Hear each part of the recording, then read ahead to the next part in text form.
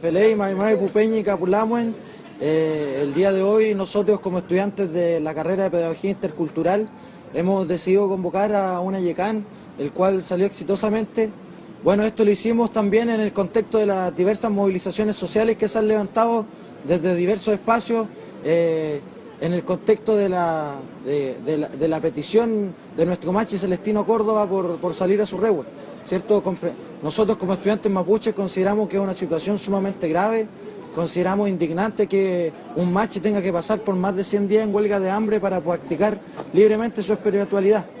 En ese sentido que en función de esas mismas acciones que se generan para generar presión social y para visibilizar más esta demanda y esta problemática, nosotros el día de hoy realizamos esta YECAN y bueno, el resultado fue exitoso y también hacemos un llamado para que las comunidades y los espacios organizados conscientes, mapuches y no mapuches, puedan continuar con sus procesos de reivindicación y puedan generar la presión social suficiente para que nuestro Machi pueda salir por fin a su rehue a hacer su ñanco rehuen.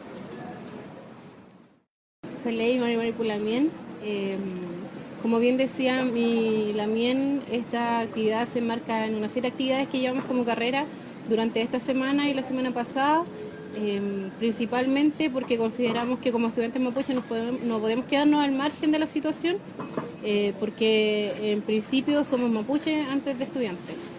Y recalcamos que la participación va sobre todo por nuestra libre espiritualidad. Nosotros consideramos que es imprescindible que el Lamien termine de cumplir su tratamiento, un tratamiento que se le está haciendo desde el Mapuche Kimun. Entonces es necesario que lo haga y para eso es necesario también hacer presión y visibilizar y también convocar a más Lamien a participar con nosotros. Kachem Piafon, Femuten, Chaltumen.